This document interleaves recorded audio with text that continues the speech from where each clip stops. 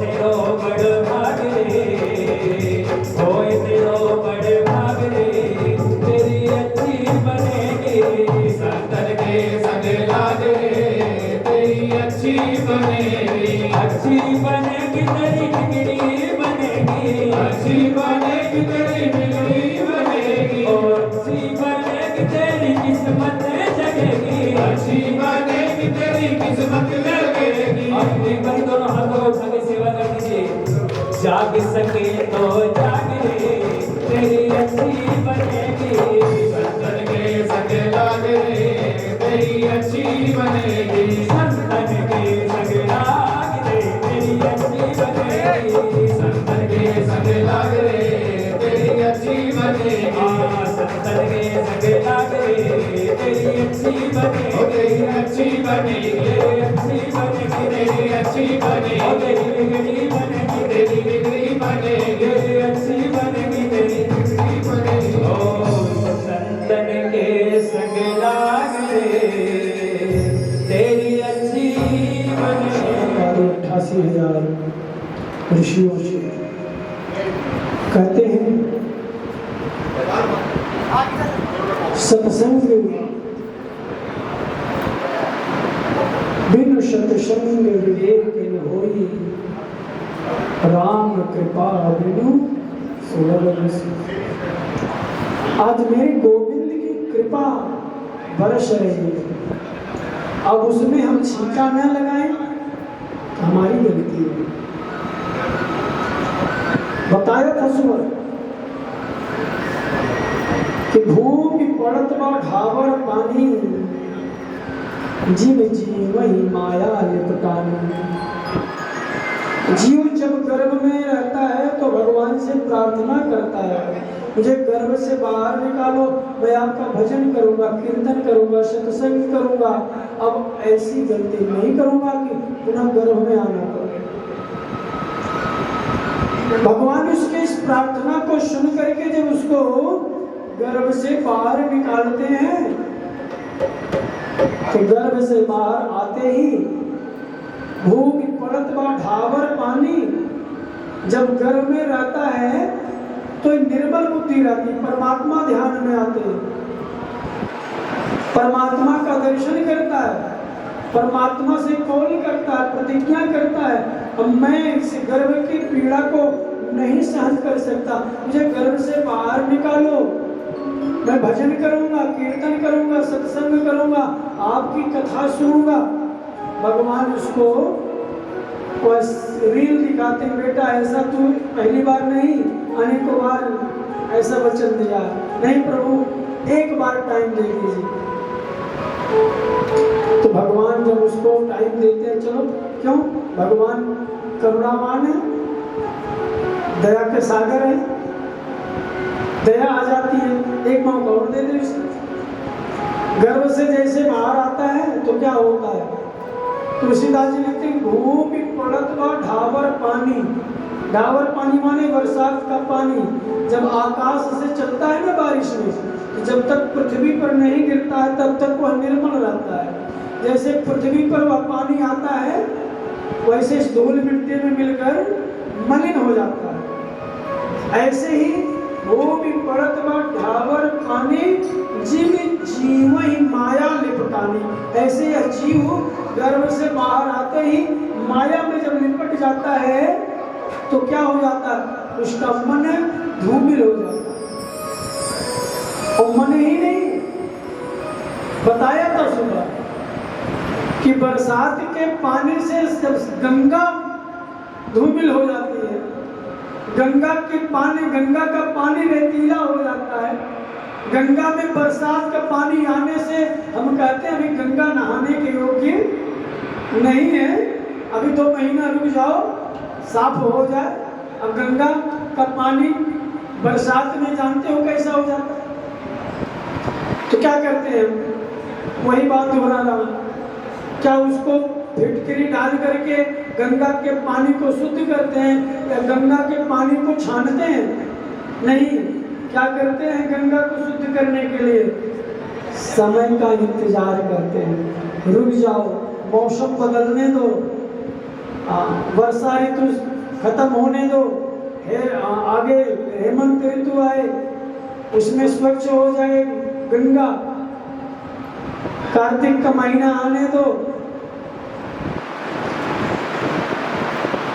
जब मौसम बदलता है, बरसात का मौसम जब व्यतीत होता है, दूसरा मौसम जब आता है, तो स्वतः वही गंगा जो बरसात की पानी से धूमिल रहती है, बरसात का मौसम व्यतीत होने के बाद वही गंगा पुनः निर्मल हो जाती है। ऐसे ही हमारे जीवन में कितने पाप ताप संताप जो अर्जित होते हैं, जो मन धूमिल रहता है, जो मन में विकार पड़ा रहता है, वह कब शुद्ध होता है?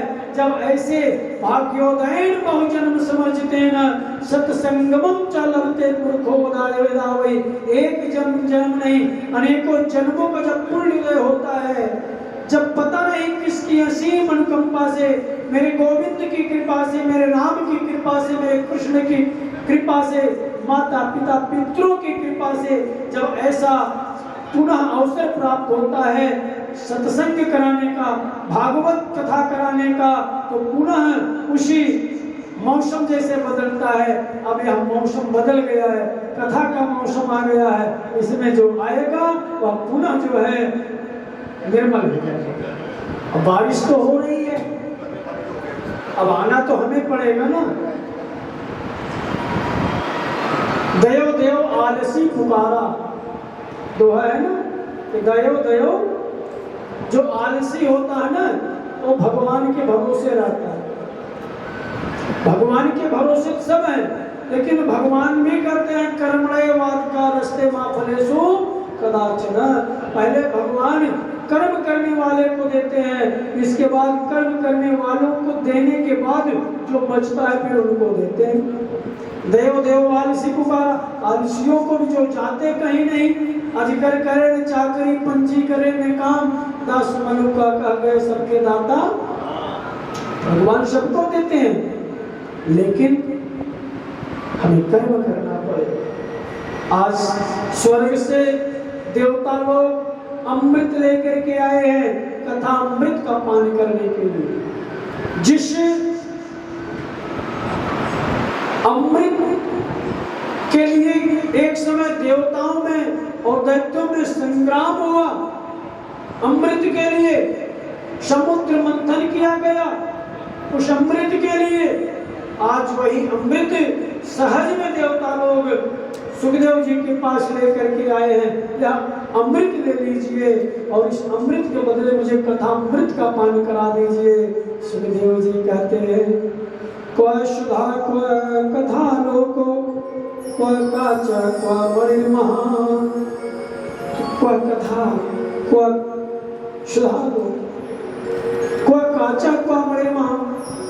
तुम्हारा जो अमृत है ना, सुखदेव जी कह रहे हैं देवताओं के देवताओं, तुम्हारा जो अमृत है वह कांच का टुकड़ा है, और हमारा जो कथामृत है यह मणि के समान है।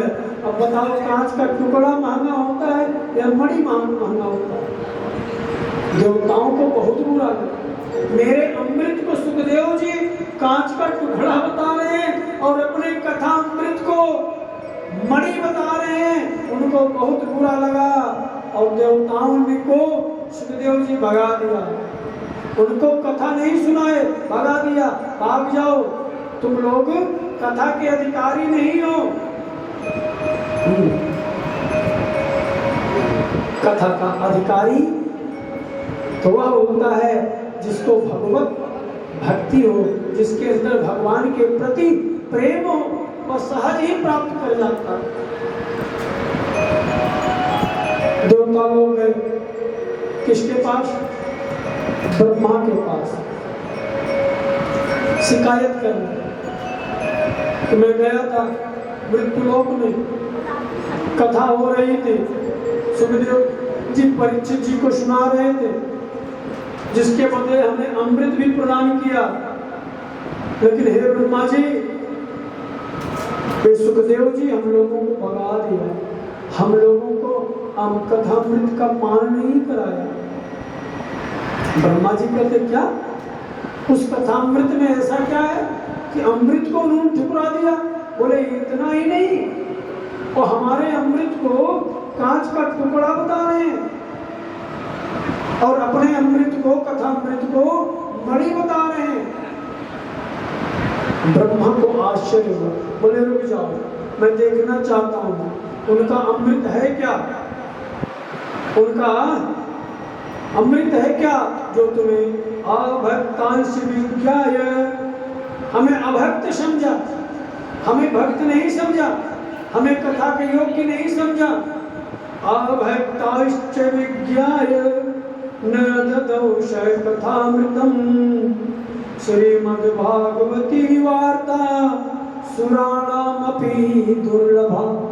जो श्रीमद्भागवत कथा देवताओं को भी दुर्लभ हुआ, नहीं प्राप्त कर पाए, वही श्रीमद्भागवत कथा रूपी अमृत कथा आप सबके बीच में इस मित्तल परिवार के सहयोग से, आप सबके सहयोग से सहज ही जो है बह रही है। इसमें याद करके हम सबको अवश्य रूप से जो है गोता लगाना चाहिए। ब्रह्मा जी कहते मैं देखना चाहता। आखिर में यह भागवत कथा है क्या जो आपको नहीं सुनाए, जिसके बदले पहले मैं निरीक्षण कर लूं। अब ब्रह्मा जी ने क्या किया? संसार के जितने पुराण थे, जितने शास्त्र थे, सभी शास्त्रों को एकत्रित किया, सभी पुराणों को एकत्रित किया। बोले जितने पुराण है मनवाया जाए, जितने शास्त्र है मनवाया जाए। बोले क्या करोगे? बोले धर्म कांटा लगाया हूं ना, जगह जगह देखते हो धर्म कांटा लिखा रहता है। धर्म कांटा, ब्रह्मा जी का धर्म कांटा, तराजू लेकर के बैठ गए, तौलूंगा मैं, देखो सही श्रीमद् भागवत कथा है क्या।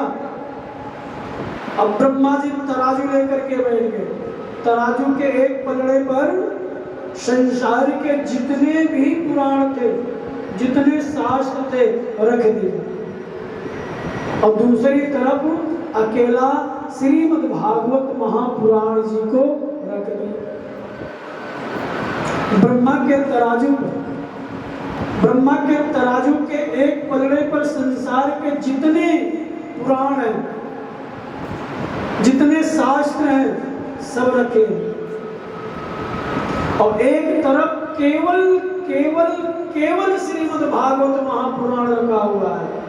इसके बाद ब्रह्मा जी ने कांटा उठा, बोले उठा हुआ तो क्या हुआ? लघुन्यानि जातानि गौरवेण इदं महान् तदा ऋषिगणाः सर्वे विस्मयं परमं जलो।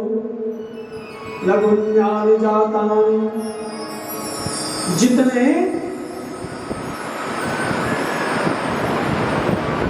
पुराण थे, जितने शास्त्र वाले पढ़ रहे थे, वो तो ऊपर उठ गया, और श्रीमद् भागवत का पलड़ा जरा भी हिला नहीं नीचे।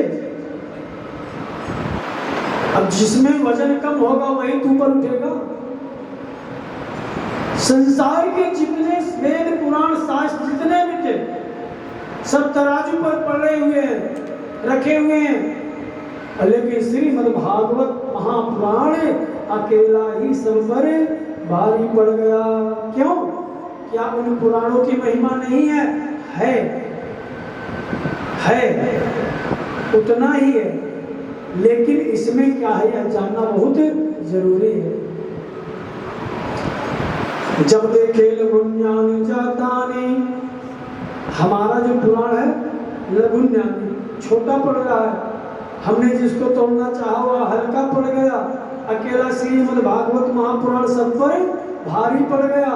लघुन्यानि जातानि गौरवेण इदं महत्, इसकी गौरवता को देख करके, इसके गौरव को देख करके ब्रह्मा जी आश्चर्यचकित हो गए। तदा ऋषिगणाः सर्वे, जितने ऋषि मुनि थे, विस्मयं परमं यहो, सब आश्चर्यचकित हो गए। तब सभी ने क्या कहा? श्रीमद्भागवताख्योऽयं प्रत्यक्ष कृष्ण एव हि। अरे सुनो सुनो, यह जो श्रीमद् भागवत कथा है ना, जिसको हम लोग एक पोथी समझ करके तोड़ रहे थे ना, ये साधारण पोथी नहीं है, ये कोई किताब नहीं है, फिर क्या है? अरे ये तो मेरे भगवत रूपम, ये तो साक्षात ऋषियों ने कहा, अरे ये तो साक्षात भगवान श्री कृष्ण ही बैठे हैं, साक्षात भगवान श्री कृष्ण ही बैठे हैं। ये श्रीमद् भागवत महापुराण है, साक्षात भगवान श्री कृष्ण का विग्रह है, भगवान का रूप है। भगवान पूरी सृष्टि का भार लेकर के भागवत के रूप में लेकर के बैठे। सुखदेव जी कहते हैं, राजन, इसी श्रीमद् भागवत महापुराण को सनत कुमार जी ने जो है भक्ति ज्ञान वैराग का दुख दूर होने के लिए सुनाया नारद जी को। सौनकादि 88,000 ऋषि कहते क्या कह रहे हो, जरा फिर से कहना। सूत जी कह रहे हैं, इसी श्रीमद् भागवत महापुराण जी की कथा सनत कुमारों ने देवर्षि नारद जी को सुनाया था। सौनकादि 88,000 ऋषियों ने कहा, सुनो महाराज, आप कह रहे हो सनत कुमारों ने, सनक सनंदन सनातन सनत कुमार एक ब्रह्मा के मानस पुत्र है। हाँ, इन्होंने नारद जी को सुनाया।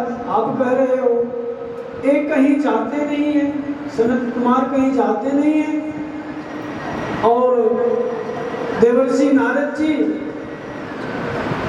एक घड़ी से ज्यादा कहीं टिकते नहीं है। 24 मिनट की एक घड़ी होता है, 2.5 घड़ी का 1 घंटा होता है, ये टिकते नहीं है, फिर कैसे कथा सुन ली? सूत जी कहते, सुनो, एक समय की बात है। एकदा ही विशालायां चत्वार ऋषियो मला सत्संगार्थं समायाता ददृशु तत्र नारदम्। एकदा ही विशालायां, एक समय सनक सनंदन सनातन सनत कुमार, चारों ऋषि, चारों भैया बद्रिकाश्रम विशालपुरी घूम रहे थे, भ्रमण कर रहे थे। किस लिए घूम रहे थे, किस लिए भ्रमण कर रहे थे? एकदा ही विशालायां चत्वार ऋषियो मलाः सत्संगार्थं समायाता। सत्संग की इच्छा से भ्रमण कर रहे थे। कोई ऐसा सुंदर स्थान मिले जहाँ बैठ करके थोड़ा ध्यान किया जाए, थोड़ा चिंतन किया जाए, थोड़ा सत्संग किया जाए। एकदा ही विशालायां चत्वार ऋषियो मलाः सत्संगार्थं समायाता ददृशु तत्र नारदम्। घूम रहे थे सनक सनंदन सनातन सनत कुमार। अचानक उन्होंने क्या देखा? ददृशु तत्र नारदम्। नारद जी को देखा व्याकुलावस्था में, परेशान, इधर भाग रहे हैं उधर भाग रहे हैं। संत कुमारों ने देखा नारद जी को, देवर्षि देवर्षि क्या बात है भैया, क्या बात है? नारद जी ने देखा संत कुमारों को, चले गए, बोले भैया प्रणाम, आप यहाँ कहाँ? संत कुमारों ने कहा आप यहाँ कहाँ? मैं देख रहा हूँ। देवर्षि नारद जी से बोले, मैं देख रहा हूँ आपका मुख उदास है, बड़े चिंतातुर लग रहे हो। मैं आपसे पूछना चाहता हूँ, कथम ब्रह्मदीन मुखः कुतस् चिंतातुरो भवान् त्वरितं गम्यते कुत्र कुतस् चागमनं तव। कथम ब्रह्मदीन मुखः, तुम्हारा मुख देवर्षि दीनों की भांति उदास क्यों है? कुतश्चिंतातुरो भवान, तुम इतने चिंतातुर क्यों हो? त्वरितम गम्यते कुत्र, कहाँ गए थे? कुतश्चागमनम तवो, कहाँ से आ रहे हो? बताओ तो सही। आप तो ऐसे उदास हो गए हो, गत वित्तो यथा जना, जैसे किसी का धन लुट गया हो। आपका कौन सा धन लुट गया? क्यों उदास हो? एक संत के चेहरे पर उदासी शोभा नहीं देती। संत तो दूसरे के दुख को दूर करते हैं। संत का दर्शन करके लोग अपने दुख को भूल जाते हैं। संतों के पास लोग जाते हैं कि बाबा महाराज हमारे दुख को दूर करो, और आप स्वयं दुखी। क्या बात है? आपसे कोई गलती हो गई? आप भजन नहीं करने को पा रहे हो क्या? आप सत्संग करने को नहीं पा रहे हो क्या? आपसे कोई दोष हो गया क्या? कथम ब्रह्म दीन मुखा, क्यों दीनों की भांति उदास हो? उधर चिंतातुर हो भगवान, क्यों चिंतातुर हो? संत को तो चिंता नहीं करनी चाहिए, संत को तो चिंतन करना चाहिए। तब देवर्षि नारद जी से देखे, सनत कुमारों ने पूछा, तुम तो ऐसे दुखी हो, गत वित्तो यथा जना, जैसे किसी का धन लुट गया हो। तुम्हारा धन कौन सा लुट गया है?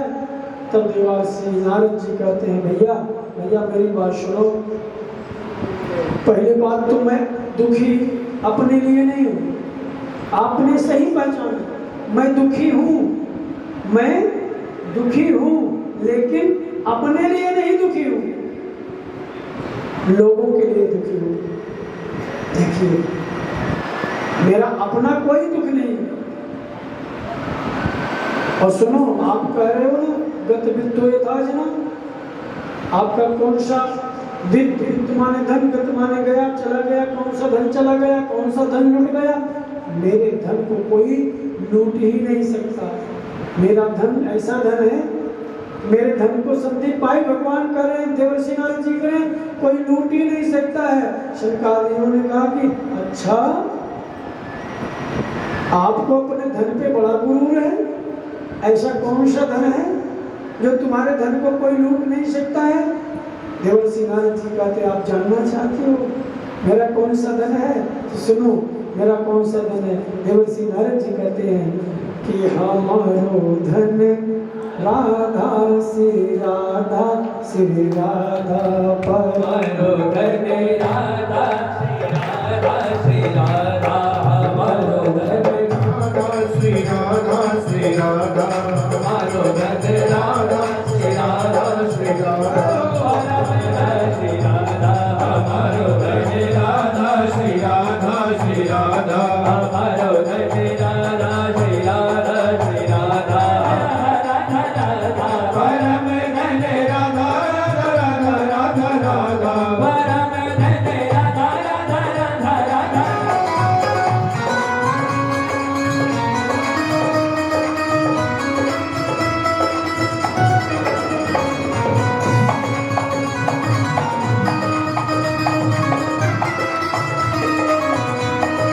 श्री राधे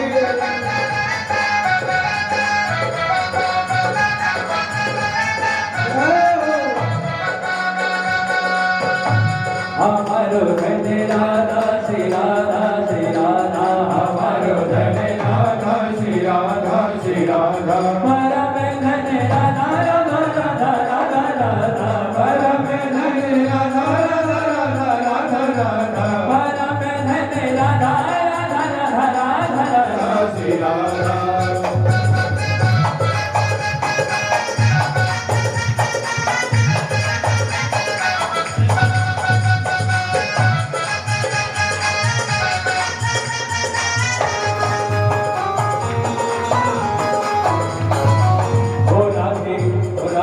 हो राधे कर देना जरा अपनी श्याम को खबर, राधे कर देना जरा अपने शाम को खबर, हो राधे कर देना जरा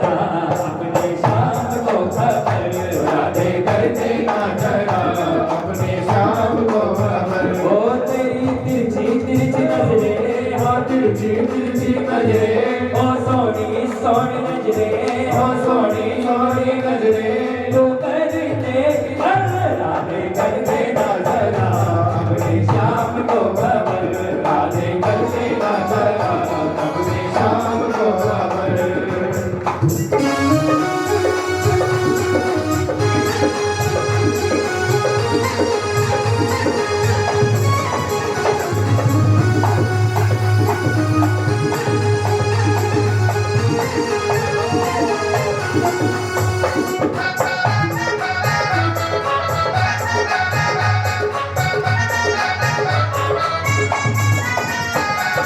जानो वो तो हर जाई है जानो वो तो हर जाई है जानो वो तो हर जाई है जानो वो तो हर जाई है मानो तेरा कन्हाई है मानो तेरा कन्हाई है राधे तेरे कहने से राधे तेरे कहने से किशोरी तेरे कहने से किशोरी तेरे कहने से पड़ जाएगा असल राधे कर देना जरा अपनी शाम को खबर राधे कर देना जरा अपनी शाम को खबर ओ तेरी तिरछी तिरछी नजरें हो सोनी सोनी नजरें तू कर दे इधर राधे कर देना जरा अपनी शाम को खबर राधे कर देना जरा अपनी शाम को खबर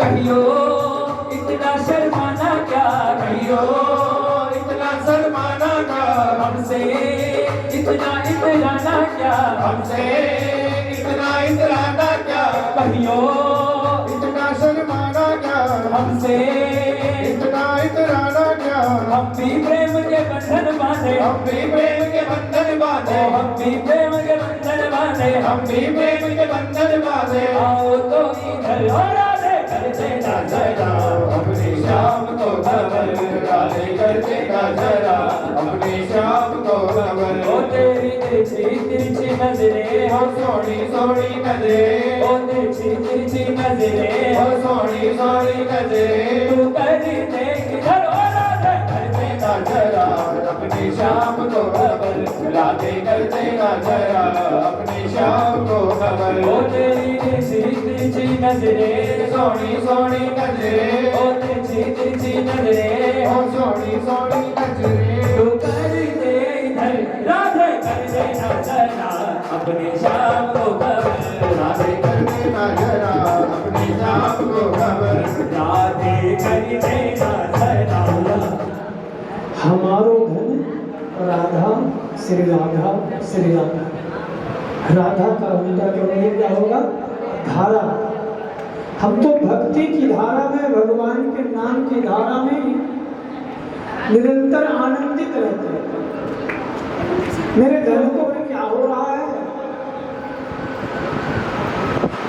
यहाँ पर भगवान के नाम का संकीर्तन होता रहता है जगह जगह भगवान की कथा होती रहती है चलूंगा देखूंगा कुछ दिन संत महात्माओं के साथ नेतृत्व करूंगा कुछ दिन कथा कीर्तन में आनंद लूंगा यही सोच करके मैं पृथ्वी लोक पर चला आया पृथ्वी पर आया तो क्या हुआ अहम तो पृथ्वी तो ज्ञात्वा सर्वोत्तमामिति पुष्करम च प्रयागम च काशीं गोदावरी तथा पुष्कर गया प्रयाग गया काशी गया गोदावरी गया हर क्षेत्रम कुरुक्षेत्रम श्रीरंगम सेतु बंधनम हर क्षेत्र यत्र अन्यत्र समस्त तीर्थों पर भ्रमण किया किस लिए भ्रमण करते तीर्थों पर किस लिए जाते हैं? आपको पता है, तीर्थ पर जाएंगे, वहाँ गंगा स्नान करेंगे, दर्शन करेंगे, कथा सुनेंगे, यत्र अन्यत्र कहीं न कहीं कथा हो रही होगी, वहाँ कथा सुनूंगा। इसी कामना से लोग तीर्थ पर जाते हैं। और इसी कामना से मैं भी पृथ्वी पर गया, यत्र अन्यत्र जगह जगह भ्रमण किया कि कहीं सत्संग मिल जाए, कहीं कथा मिल जाए, कहीं कीर्तन मिल जाए। लेकिन वहाँ जब मैं गया, भैया देवर्षि नारद जी कह रहे सनत कुमारों से, पृथ्वी लोक पर गया तो कली का ऐसा प्रभाव देख करके मैं आश्चर्यचकित रह गया। क्या देखे? ना पश्यम पुत्र संतोषिकारकम कलिना धर्म कहीं पर सत्कर्म नहीं हो रहा, केवल अपने उदर को अपने पेट भरने में सब लगे हुए, केवल धन संग्रह करने में लोग लगे हुए। संतों की परिभाषा बदल गई है, महात्माओं की परिभाषा बदल गई है, त्यागियों की परिभाषा बदल गई है। मैं जाकर के पृथ्वी लोक पर देखा तो जो वास्तव में संत हैं, जिनको ज्ञान है, जो सत्कर्म कर रहे हैं, उनकी कहीं पूछ ही नहीं, उनको कोई पूछ नहीं रहा है। और जो महाराज जी हैं, जो गाड़ी से चल रहे हैं, जो आडंबर, गाड़ी से चलना अच्छी बात है, मेरी बात को अन्यथा मत लेना, लेकिन देवर्षि नारद जी कह रहे हैं वास्तव में जो सात्विक संत है, जो भौतिक सुखों को लेस मात्र भी आकांक्षा नहीं रखते हैं, उनको तो कोई कुछ समझ ही नहीं रहा। दिखावा है, मात्र दिखावा। मैं गया, जाकर के मैं पूछा, सोचा कि संत महात्माओं के पास चलूंगा, त्यागियों के पास चलूंगा, आचार्यों के पास चलूंगा, कीर्तन करूंगा, आनंद आएगा, भक्ति रस में डूबूंगा। एक आलीशान कोठी देखा, बहुत आलीशान कोठी, जिस कोठी को देख करके मेरा मन भी मोहित हो गया एक बार के लिए। लेकिन मैं सोचा नहीं, एक कोठी आदि तो सेठों महाराजाओं को जो है शोभा देती है, हमारे लिए तो केवल हरिनाम संकीर्तन शोभा देता है।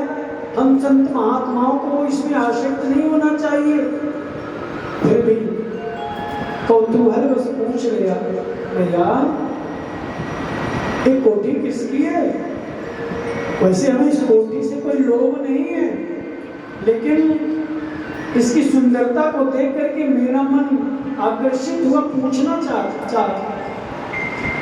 पता क्या जवाब मिला? जब मैंने पूछा, भैया देवर्षि नारद जी सनत कुमारों से बता रहे, जब मैं पूछा कोठी किसकी है, तो बोले एक कोठी एक त्यागी जी महाराज की। किसकी? त्यागी जी महाराज, नाम त्यागी जी महाराज का। और धन संग्रह करने में ऐसे जो है मेरा मन खिन्न हो गया। ये कैसे त्यागी है? त्यागियों की कोठी की क्या आवश्यकता है?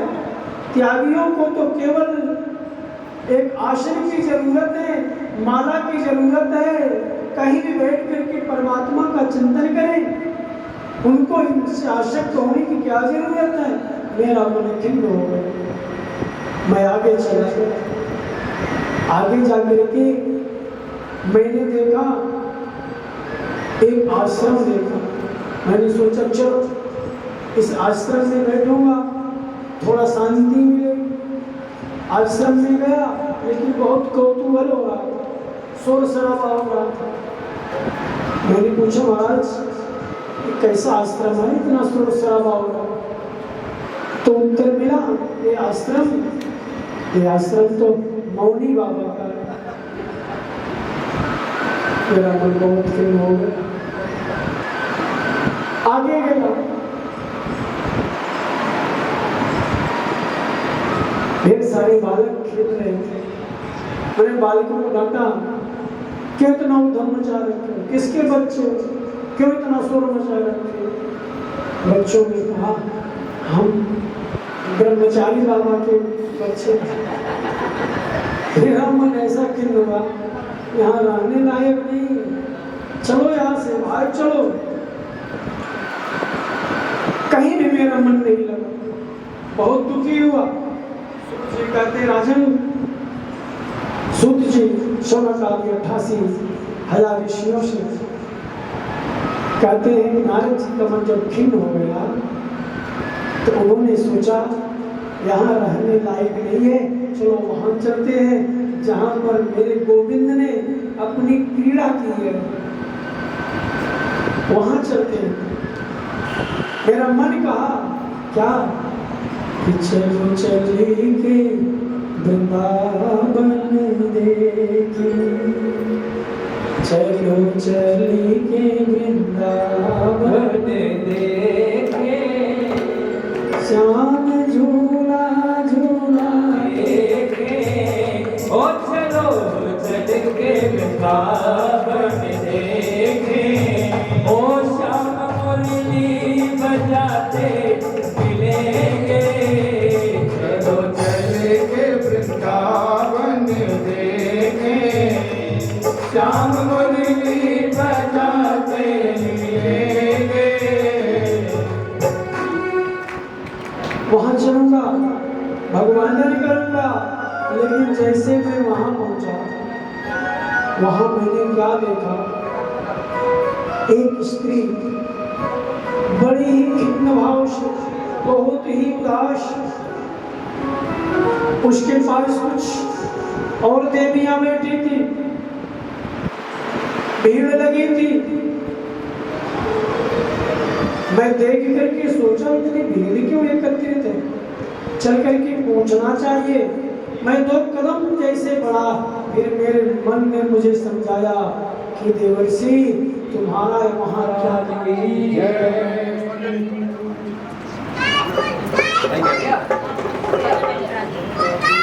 ओम जगो साधु क्षणं तिष्ठ, मप चिन्तामपि नाशय, दर्शनं तव लोकस्य सर्वगता हरे परम। आपका दर्शन बड़े भाग्य से हुआ है, आपका दर्शन करके मुझे कुछ साहस मिला है, मेरा दुख दूर हो जाएगा। अब मोहि भाव रोष हनुमंता, बिन हरि कृपा मिले नहीं संता। बिना प्रभु की कृपा के संत का दर्शन नहीं होता है। देवर्षि नारद जी कहते हैं, उस युवती की बात सुन करके मैं उसके पास गया। मैंने उससे पूछा, देवी तुम कौन हो? उसके पास गया तो क्या देखा, वह देवी तो युवती के रूप में, उसके पास 2 अचेता अवस्था में 2 वृद्ध पड़े हुए थे। मैंने पूछा, ये कौन है, आप कौन हो, ये देवियां कौन है, उदास क्यों हो? तब देवी ने कहा, अहम भक्ति रीति ख्याता, इमौ में तनियो मतौ, ज्ञान वैराग्य नामानो, काल योगे निजर्जरो। अहम भक्ति रीति ख्याता। देवर्षि बाबा, मैं भक्ति हूँ, मुझे लोग भक्ति के नाम से जानते हैं। इमौ में तनियो मतौ, ये दोनों मेरे बेटे हैं। नारद जी कहते हैं, भैया मैं आश्चर्यचकित हो गया, जो दोनों बेटे थे वो तो वृद्धावस्था के, और युवती जो थी वो युवावस्था। क्या बात है देवी, ऐसे कैसे संभव है? देवी ने कहा, हाँ यही बात है। हम भक्ति ख्याता इमौ में तनियो मतौ, ज्ञान वैराग्य नामानो, काल योगे निजर्जरो, काल योगे निजर्जरो। अब इनको कोई पूछ ही नहीं रहा। कलयुग में ज्ञान और वैराग्य को कोई पूछ ही नहीं रहा है। इसलिए जर्जर हो गए हैं। तुलसी नारायण जी कहते कोई बात नहीं, तुम सही जगह आ रही हो। ये वृंदावन ऐसा धाम है, यहाँ अच्छे अच्छे का दुख दूर हो जाता है। रुको, मैं तुम्हारे दुख को दूर करता हूँ। भैया, मैंने उस भक्ति के दोनों बेटे ज्ञान और वैराग्य के दुख को दूर करने के लिए बहुत उपाय किए। गीता का पाठ सुनाया, मुहुर मुहुर बार बार गीता का पाठ सुनाया, विष्णु सहस्त्र नाम का पाठ सुनाया, नारायण कवच सुनाया, सारे उद्योग कर लिए। लेकिन जैसे भी थोड़ी चेतना आती थी तो तुरंत गिर पड़ती थी। आकाशवाणी हुई, देवर्षि तुम्हारा जो है प्रयास सफल होगा, उद्यम करो, सत्कर्म करो। तो भैया, क्या यह गीता का पाठ सुनाना सत्कर्म नहीं है? विष्णु सहस्त्र नाम का पाठ सुनाना सत्कर्म नहीं है? नारायण कवच सुनाना सत्कर्म नहीं है? मैंने सब कुछ सुना दिया, लेकिन भक्ति के बेटे ज्ञान और वैराग्य का दुख दूर नहीं हुआ। आकाशवाणी ने मुझे कहा सत्कर्म करो, अब मैं कौन सा सत्कर्म करूं? सरकारियों ने जैसे सुना, सरकारी मुस्कुरा करके बोले, देवर्षि चिंता मत करो, समझ लो तुम्हारा दुख दूर हो गया। बोले क्या करें? कैसे भैया? बोले आपने सब कुछ सुना दिया। क्या आपने श्रीमद् भागवत कथा आपने मुझको सुनाया? बोले भैया, इतना सब कुछ सुना दिया, सारे पुराणों को पढ़ करके सुना दिया, सारे उपनिषदों को पढ़ करके सुना दिया, 17 पुराण सुना दिया, 6 शास्त्र सुना दिया, 4 वेद सुना दिया। अट्टे के भागवत पुराण सुनाने से क्या होगा? अरे भागवत पुराण जो है यही तो वास्तविक फल है। अब कहो फल बहुत मीठा होता है, अब फल मीठा होता है तो पेड़ कितना मीठा होगा। अब पेड़ चबाने लगो तो आपको स्वाद मिलेगा, पत्ते खाने लगे तो स्वाद मिलेगा। आम का फल कितना मीठा होता है। अब सोचो, जब आम का फल इतना छोटा सा है, इतना मीठा है, तो पेड़ तो इतना मोटा है, वो फल से भी ज्यादा मीठा होगा। तो पेड़ को ही चबाने लगो, पेड़ में बताओ स्वाद मिलेगा। ऐसे जितने भी शास्त्र हैं, वो सारे शास्त्र जो है वृक्ष के समान है, और उन समस्त शास्त्रों के वृक्ष रूपी फल तो श्रीमद् भागवत ही है, जिसमें सारा रस समाया हुआ है। इतना बड़ा पेड़ होता है ना, इतना विशाल पेड़ होता है, लेकिन उस पेड़ का जो सार होता है, जो रस होता है, वह तो फल में ही होता है। अब कहो कि फल न खाएं, पेड़ चबा लें, तृप्ति होगी? आपने बहुत अच्छी बात बताया। अब क्या करें? बोले कुछ मत करो, अब तक तो आपने पत्ते चबाए, पेड़ चबाए, अब जा करके उस भागवत रूपी फल के रस को ले जा करके उसके मुंह में निचोड़ दो। मतलब कि उस ज्ञान भक्ति के, उस भक्ति के बेटे ज्ञान और वैराग्य को दूर करने के लिए श्रीमद् भागवत महापुराण कथा सुनाओ, करवाओ। देवर्षि नारद जी ने कहा, भैया आपसे बढ़िया वक्ता कहाँ मिलेगा, आप भी सुना दीजिए ना। कहाँ सुनाओ? तब उन्होंने कहा कि गंगा द्वार समीपे। कहाँ? गंगा द्वार समीपे तटमानंद नामकम। हाँ, हरिद्वार में गंगा द्वार के समीप तटमानंद नामकम, आनंद नाम के घाट पर जाकर के आप वहां सुनाइए। गंगा द्वार समीप है, गंगा के समीप। अब हरिद्वार क्यों नहीं बोले?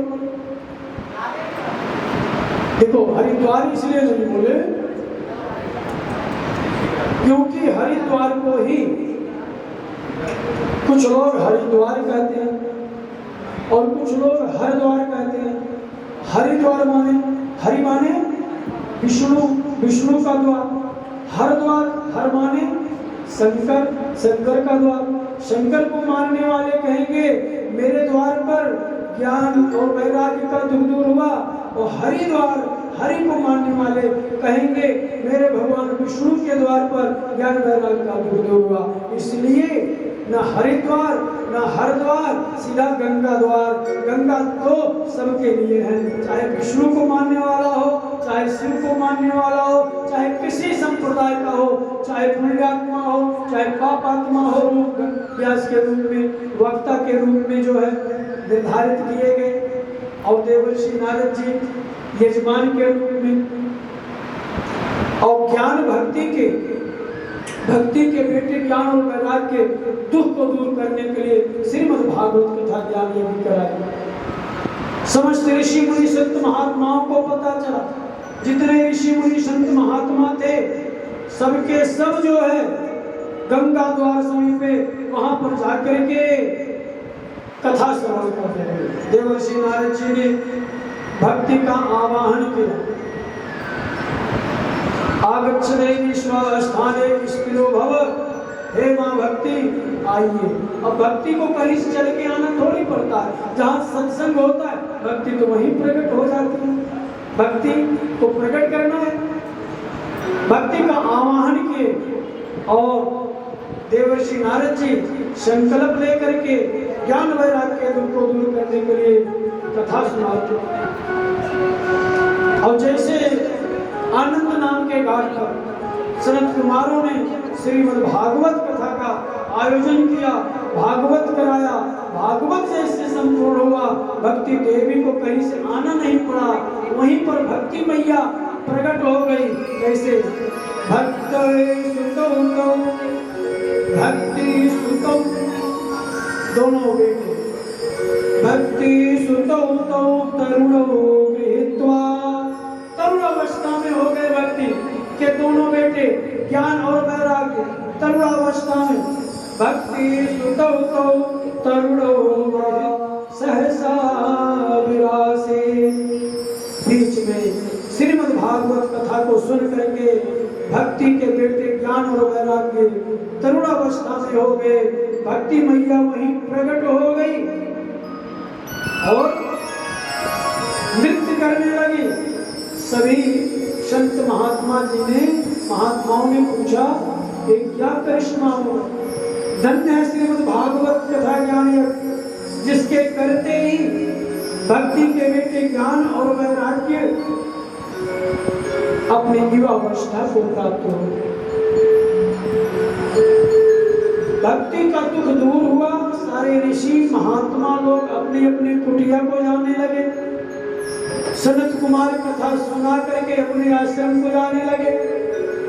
देवर्षि नारद जी जाने लगे, भक्ति रोने लगे। भक्ति मैया कहने लगी हमारे लिए ही यह कथा कराया गया और कथा संपूर्ण हुआ, मेरे बेटे ज्ञान वैराग्य का दूर हुआ। मैं इस श्रीमद् भागवत महापुराण कथा ज्ञान यज्ञ को कोटि कोटि मेरा नमन है, लेकिन एक बात बताओ मैं कहाँ जाऊँ? अहम प्रतिष्ठामी, मैं कहाँ जाऊँ? संत महात्मा अपने अपने आश्रम को चले जाएंगे, जो गृहस्थ है अपने घर चले जाएंगे, मैं कहाँ जाऊँ? अहम प्रतिष्ठामी। तब देवर्षि नारद जी ने कहा कि देवी तुम जो है कहीं मत जाओ, तुम एक काम करो, जितने भक्त लोग हे भक्ति मैया इस कथा को श्रवण कर रहे हैं, हे भक्ति मैया आप उन भक्तों के हृदय रूपी सिंहासन पर जाकर के विराजमान हो जाओ, उनके हृदय रूपी सिंहासन पर जाकर के विराजमान। भक्ति का आसन कहाँ मिला? भक्तों का हृदय। भक्ति मैया वास कहाँ करती हैं? भक्तों के हृदय में सज्जन। आज भक्ति मैया का दुख दूर हुआ, भक्ति मैया कीर्तन करने लगी। आइए हम आप सब भी भक्ति मैया के दुख को दूर हुआ, उनके बेटे ज्ञान वैराग्य प्रविष्ट हुए, तरुणावस्था को प्राप्त हुए। जिस ज्ञान वैराग्य को कोई पूछता नहीं था, आज ज्ञान वैराग्य का जो है घर घर में जो है बोलबाला हो गया और भक्ति मैया पुनः जो है गुनगुना रही है। कृष्ण गोविंद हरे मुरारे, हे नाथ नारायण वासुदेवा, श्री कृष्ण गोविंद हरे मुरारे, हे नाथ नारायण वासुदेवा, श्री कृष्ण गोविंद हरे मुरारे, कृष्ण गोविंद हरे मुरारे, हे नाथ सखा हमारे, विद्युमात स्वामी सखा हमारे, हे नाथ नारायण वासुदेवा, श्री कृष्ण गोविंद हरे मुरारे, हे नाथ नारायण वासुदेवा। ओ मथुरा में जन्मे गोकुल के तारे, मथुरा में जन्मे गोकुल के तारे, हे नाथ नारायण वासुदेवा, श्री कृष्ण गोविंद हरे मुरारे, हे नाथ नारायण वासुदेवा। ओ राधे कृष्णा राधे कृष्णा राधे राधे राधे कृष्णा, राधे कृष्णा राधे कृष्णा राधे राधे राधे कृष्णा, ओ राधे कृष्णा राधे कृष्णा राधे राधे राधे कृष्णा, ओ राधे कृष्णा राधे राधे राधे कृष्णा, राधे कृष्णा राधे राधे राधे कृष्णा, राधे कृष्णा राधे राधे राधे कृष्णा, राधे कृष्णा राधे राधे राधे कृष्णा। सुन करके बड़े ही गदगद हो गए कि धन्य है श्रीमद् भागवत महापुराण की कथा, जिसको सुन करके ज्ञान वैराग्य का दुख दूर हो गया। लेकिन एक बात बताओ, ज्ञान का दुख दूर हो समझ में आता है, वैराग्य का दुख दूर हो समझ में आता है, भक्ति का दुख दूर हो समझ में आता है। क्या ऐसा भी कोई इस कथा से किसी का उद्धार हुआ है, किसी का दुख दूर हुआ है, जो जीवन में कभी पुण्य ही नहीं किया हो, जो सारे जीवन पाप ही कर्म किया हो? क्या यह कथा उसके लिए भी है? क्या यह कथा अच्छे लोगों के लिए ही है या बुरे लोगों के लिए भी है? सूत जी कहते हैं गंगा सभी के लिए है। अच्छे आते हैं और अच्छे हो जाते हैं, बुरे हो आते हैं तो उनकी बुराई खत्म हो जाती है, वो अच्छे होते जाते हैं। गंगा तो सबके लिए है। हे मानवाः पाप कृतस्तु सर्वदा सदा दुराचार। क्या ऐसा कोई पापी हो अगर जो निरंतर हमेशा सारे जीवन पाप कर रहा हो, सर्वदा सदा पाप चरा, सर्वदा सदा दुराचार रता, पाप कर्म करने में हमेशा लीन ही हो, कभी भूल करके पूर्ण न किया हो। क्रोधाग्नि दग्धाः कुटिलाश्च कामिना सप्ताह यज्ञेन कलो पुनन्ति। क्या यह तुम्हारा सप्ताह यज्ञ इन पापियों को भी कभी पवित्र किया है? सूत जी कहते हैं अगर सही बताऊं यह कथा तो उन्हीं लोगों के लिए ही है। ऐसा भी हुआ है। सुनो, एक तुम्हें कथा सुनाता हूँ। शौनकादि 88,000 ऋषियों को कहते हैं ऋषियों, ऐसी कथा सुनाता हूँ जिसके सुन करके उसके जीवन का पाप नष्ट हो गया। तुंगभद्रा तटे पूर्वं होत्रोत्पन्नोत्तमः यत्र वर्णा स्वधर्मेण सत्य सत्कर्म तत्परा। सूत जी कहते हैं कि तुंगभद्रा नदी के तट पर एक बहुत सुंदर नगर था। तुंगभद्रा तटे पूर्वम, और उस नगर का नाम था उत्तम नगर। जिस नगर में बहुत से अच्छे लोग रहते हैं, उसी नगर में एक आत्मदेव नाम का ब्राह्मण रहता है। आत्मदेव किसे कहते हैं? जिसके आत्मा में देवत्व का भाव, जिसके आत्मा में देवत्व का भाव, दया का भाव, दान का भाव, धर्म का भाव, वह देव जो है आत्मदेव।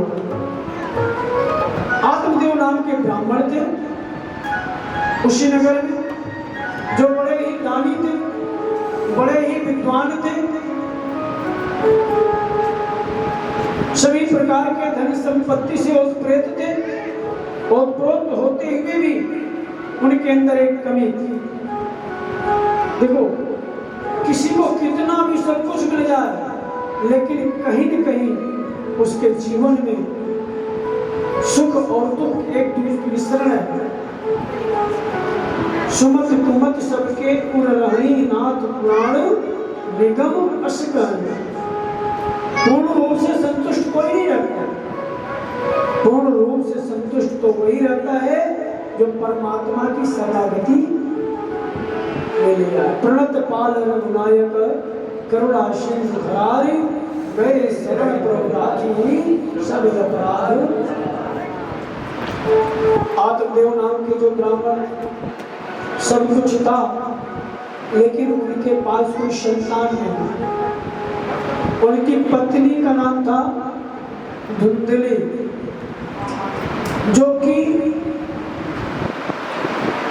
जितने बुरे कर्म थे, कोई ऐसा कर्म नहीं था जो उनके अंदर ना हो।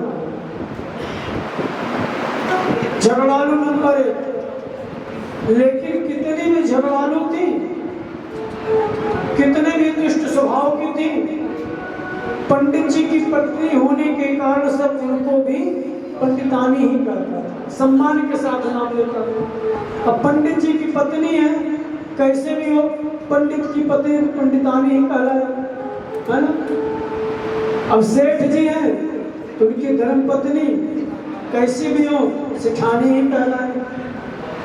राजा है, राजा कैसा भी हो, उसकी पत्नी कैसी भी हो, तो राजा की पत्नी रानी ही कहलाए।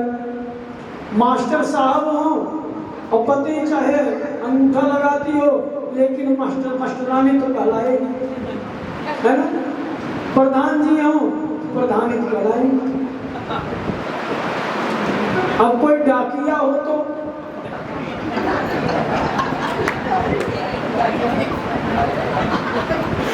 मैं क्यों कहूँगा। पंडित जी बैठे बैठे बहुत उदास हो गए। पंडित जी अपने घर से निकले। पंडित जी क्या करते थे, कोई बिरवा लगाते थे, कोई तुलसी का पौधा लगाते थे, सूख जाता था। कोई गाय लाते थे, उसको भी बच्चा नहीं होता था। एक दिन तो हद हो गई। पंडित जी घर से निकले, जैसे घर से निकले, कोई सज्जन कहीं जा रहे थे, पंडित जी के निकलते ही उस सज्जन घर के अंदर चले गए। पंडित जी ने पूछा क्या बात, अभी अभी महाराज कहीं जा रहे थे, मुझे देखते ही वापस हो गए। किसी से पूछे तो उसने कहा कि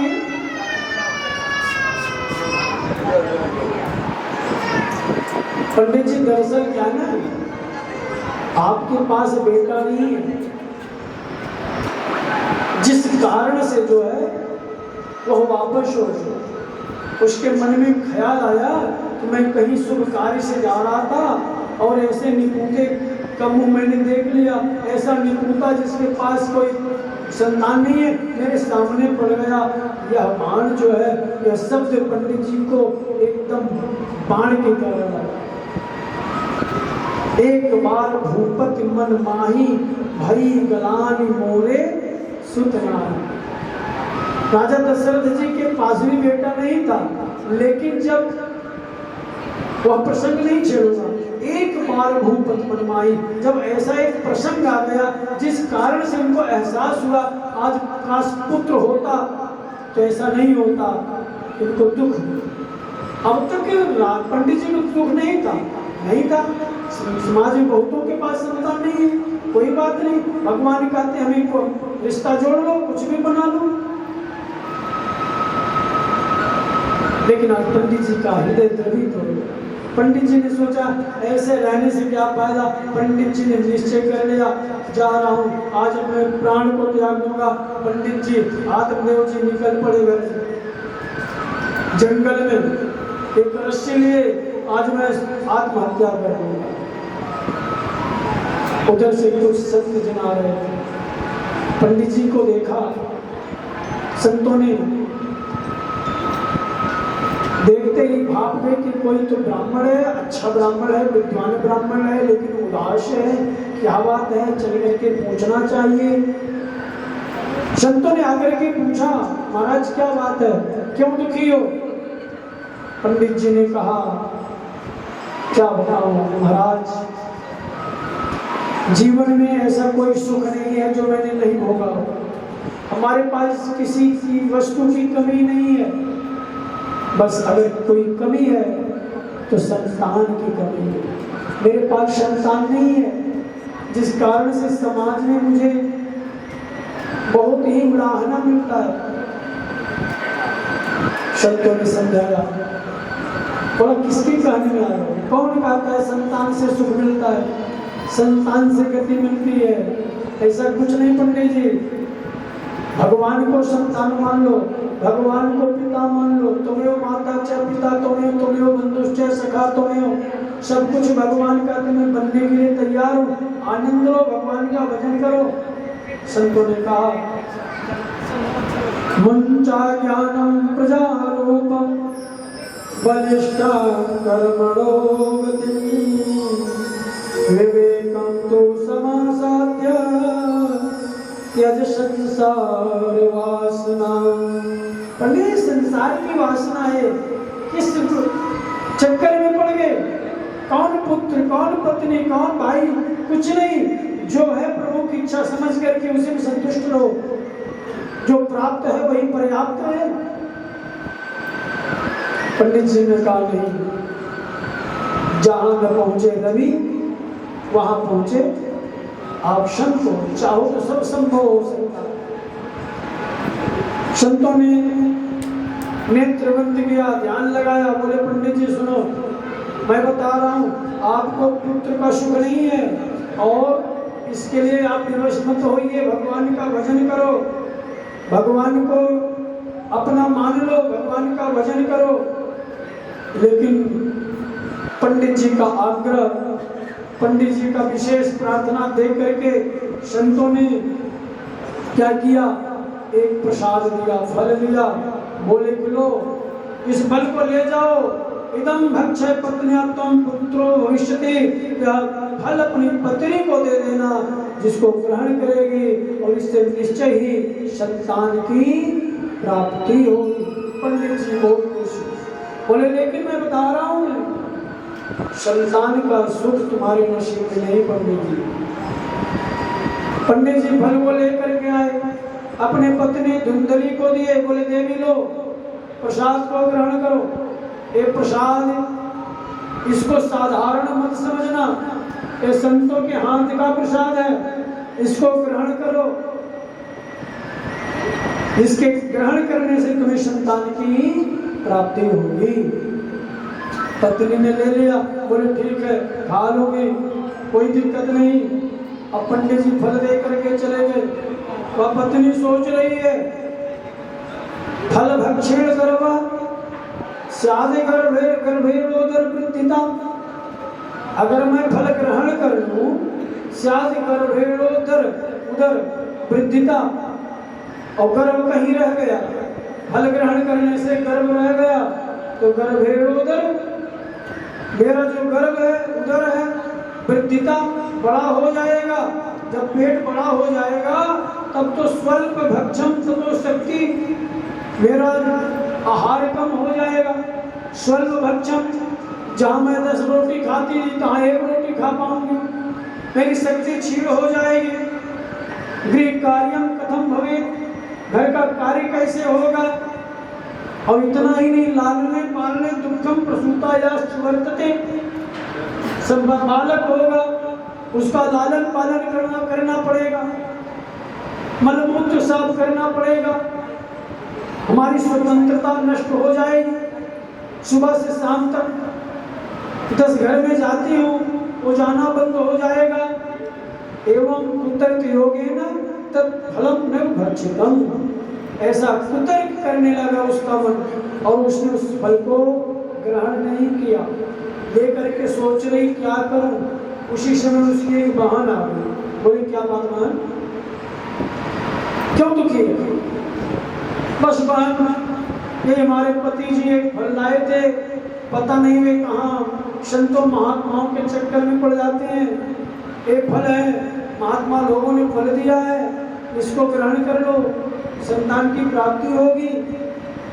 लेकिन पता है तुझे कितना दुख होता है? हाँ दुख तो होता है। उसकी बांधने का एक काम करो, इस फल को गाय को खिला दो और मेरे संतान होने वाला है, जो संतान होगा मैं तुम्हें दे दूंगी, बता देना कि मेरा ही है। बोली ठीक है। अब धुंधली उस फल को गाय को दे दी। समय के अंतर्गत उसकी बहन को बच्चा हुआ और ला करके धुंधली को दे दी। धुंधली अपने पति को संदेशा भेज दिया आदिदेव जी को कि बड़ी खुशी की बात है, आपको पुत्र रत्न की प्राप्ति हुई। पंडित जी को इतनी खुशी हुई, इतनी खुशी हुई, चलो चौथे पन में पुत्र हुआ। आए, बहुत खुश हुए, जात कर्म कराए, ब्राह्मण को बुलाए, खूब दान दिए, नामकरण करवाने लगे। पंडित जी ने कहा, पंडितों ने कहा, आचार्यों ने, आपका नाम आत्मदेव है, बहुत सुंदर नाम है, अगर इस बालक का नाम परमात्मा देव रख दूं कैसा रहेगा? पंडित जी ने कहा बहुत बढ़िया, नाम तो ऐसा ही होना चाहिए जिस नाम का कुछ सार हो। इतने में धुंधली घर के अंदर से आई, क्या कह रहे हो? परमात्मा देव। इतने दिन उसको गर्भ में मैंने रखे। धुंधली कर रही, इतने दिन गर्भ में मैंने उसको रखी, एकदम झूठ बोल रही। इतना दुख मैंने उठाया, प्रसव पीड़ा मैंने सहा, और नाम रखोगे अपने नाम से मिलता जुलता, नाम होगा मेरे नाम से मिलता जुलता। पंडित जी ने कहा कौन इसके बोल रहे? कोई बात नहीं पंडित जी, नाम तो कुछ रखना है, इसी के नाम से मिलता जुलता रख लो। आचार्यों ने सोचा ये पंडितानी साधारण पंडितानी नहीं है, रोज निकलना इधर से ही होता है। उन्होंने भी कहा ठीक है देवी जी, आपके नाम से मिलता जुलता रख देता हूँ नाम। अगर आपका क्या नाम है? मेरा नाम धुंधली है। अच्छा तो इसका नाम अगर धुंधकारी रख दूं तो? पंडितानी बोली बहुत बढ़िया, मैं तो ये चाहती कि मेरे नाम से मिलता जुलता। आप भी कहाँ आत्मदेव परमात्मा देव में फर्क लगे थे, चलो आज से इसका नाम धुंधली, धुंधकारी। धुंधली खुश हो।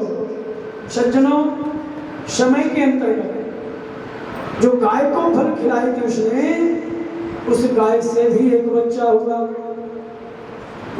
पूरा शरीर मनुष्य का, कान गाय के कान जैसा। इस बालक का नाम रखा गया गोकर्ण। गोकर्ण पंडितो ज्ञानी धुंधकारी महाखलः। गोकर्ण पंडितो ज्ञानी, गोकर्ण जो हुआ था एक ऋषि के प्रसाद से हुआ था और बहुत बड़ा विद्वान हुआ, बहुत ज्ञानी हुआ। और धुंधकारी महाखलः, दुनिया के जितने विकार थे, जितनी जो है बुराई थी, सब धुंधकारी ने स्वीकार कर लिया। सब धुंधकारी के अंदर। गोकर्ण बड़ा ज्ञानी हुआ। रोज धुंधकारी का शिकायत मिलने लगी, पंडित जी राम राम, राम राम जी, आपका बेटा धुंधकारी कहाँ है? क्यों? अरे महाराज उसको सुधारो, आज मैंने वहां देखा जुआ खेल रहा था। पंडित जी बड़े दुख उदास हुए, समझाने लगे बेटा ये काम गलत है। दूसरे दिन कुछ सज्जन मिले, पंडित जी राम राम, आज वहां गलत वस्तु का सेवन कर रहा था। पंडित जी बहुत उदास हुए, आज ऋषियों की बात याद आ गई। आज एक दिन तो हो गया, रात्रि के समय धुंधकारी आए, फुल नशे में अपने पिता को धक्का दिया, पिताजी गिर पड़े। सर फट गया। पिताजी बैठ करके सोच रहे हैं, गोकर्ण आ गया। क्या हुआ पिताजी?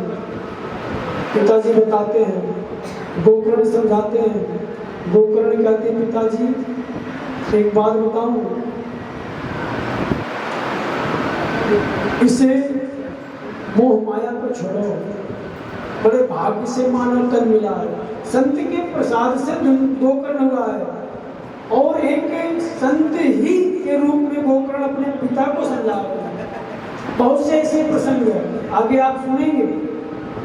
गोकर्ण जी अपने पिताजी को कहते हैं, पिताजी यदि तुम्हें शांत की इच्छा है तो जाकर वन में भजन करो, तो जाकर वन में भजन करो, तो जाकर वन में भजन करो। इनको छोड़ो उनको छोड़ो, श्री रामचंद्र का लो। पिताजी एक काम करो, भगवान भी कहते हैं क्या कि सब कर ममता ताग बटोरी, पद बांध डोरी।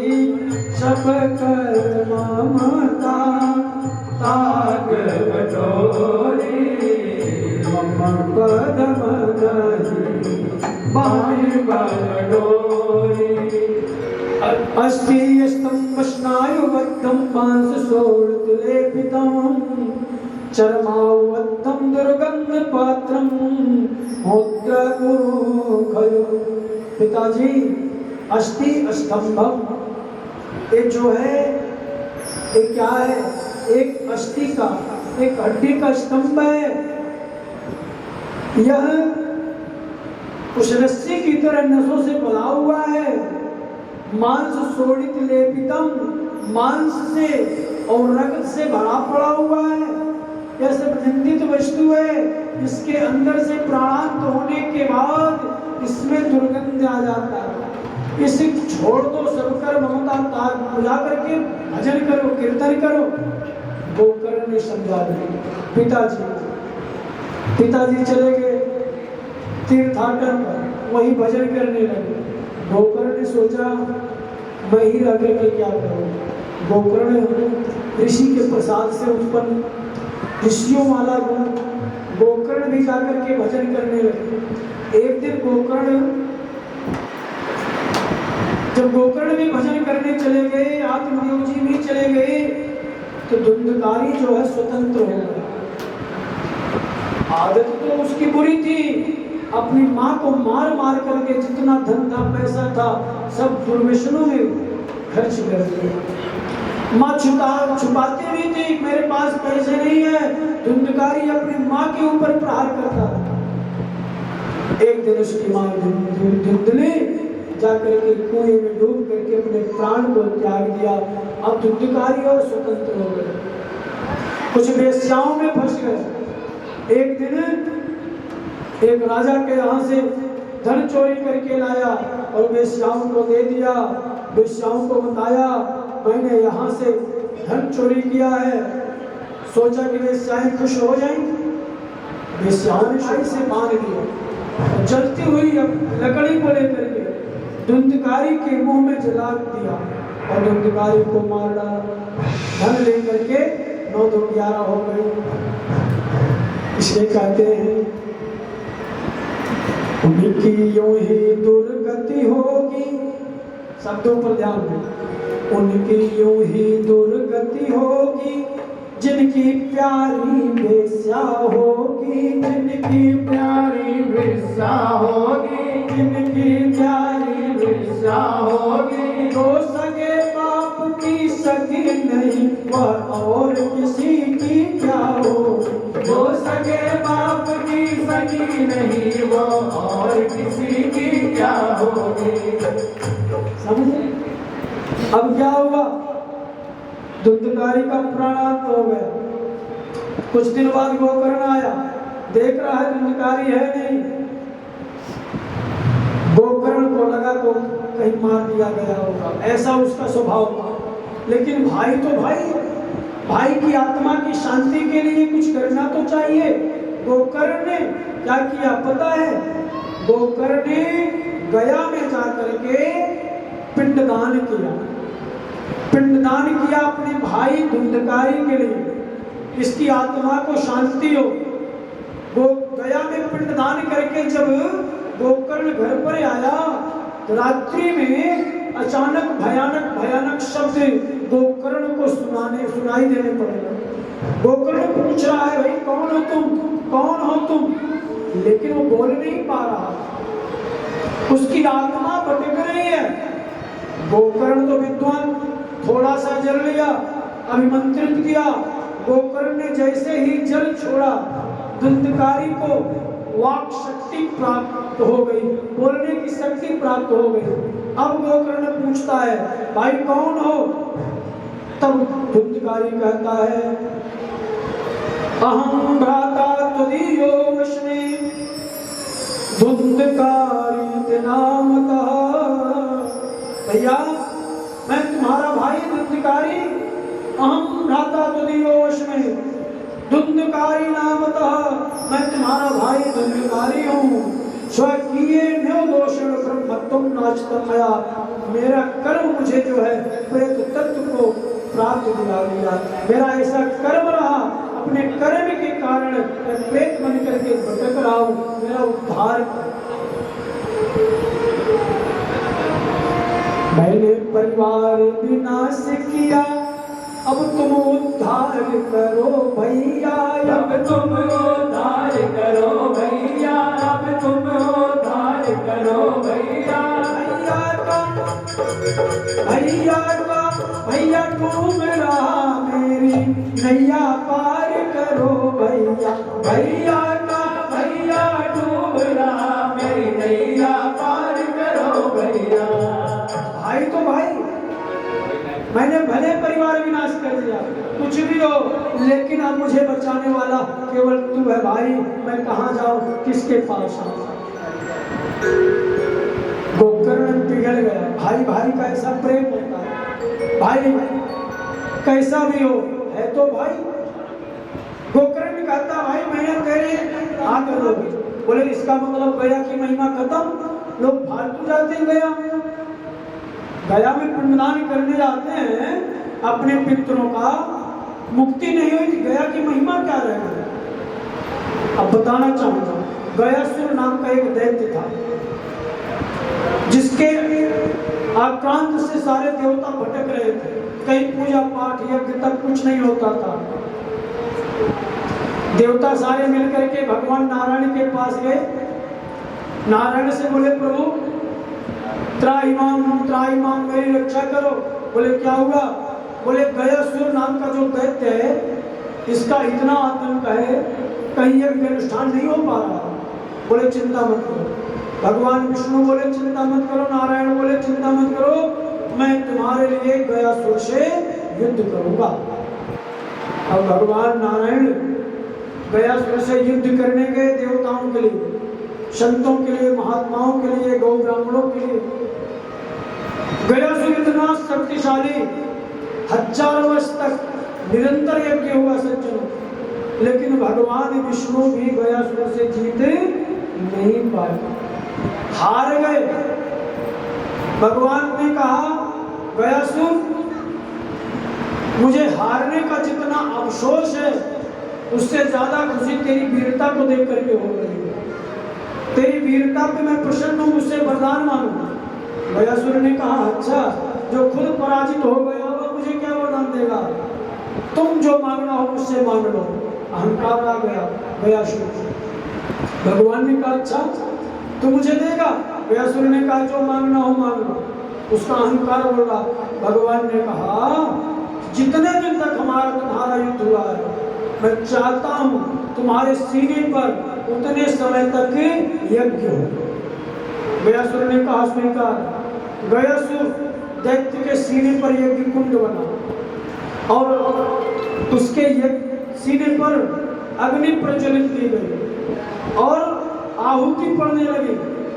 विष्णु सहस्त्र नाम के मंत्रों से, वेद मंत्रों से जब आहुति पड़ने लगी, सज्जनों, गयासुर का हृदय शुद्ध हो गया, उसकी अंतरात्मा, उसकी ज्योति निकली, वो परमात्मा में विलीन हो गई।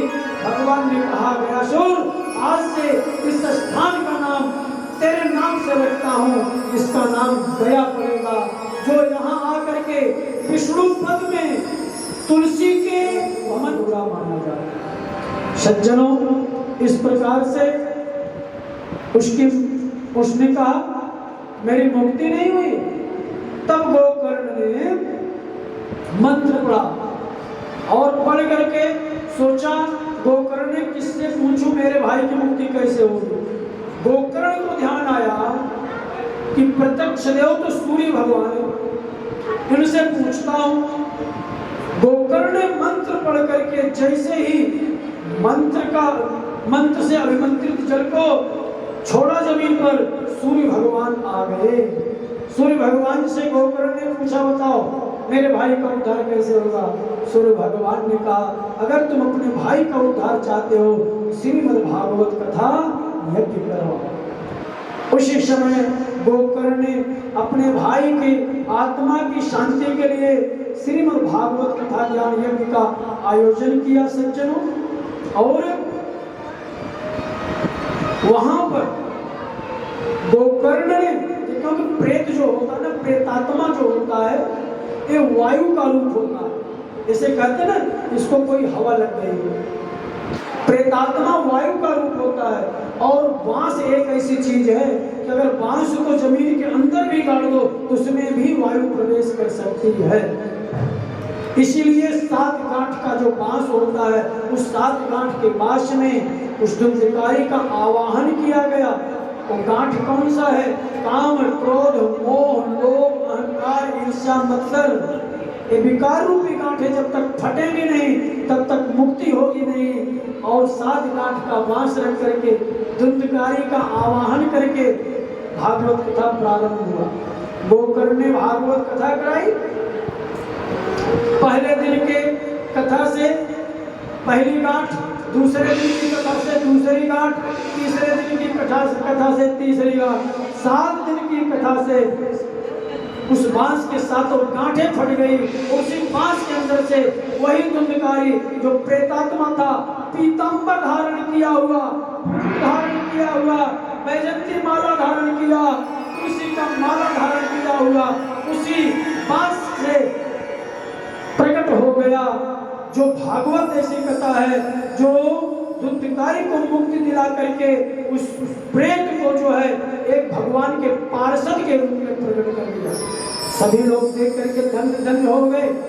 और दुर्धिकारी को इस रूप में देख करके गोकर्ण भाव विभोर हो गया।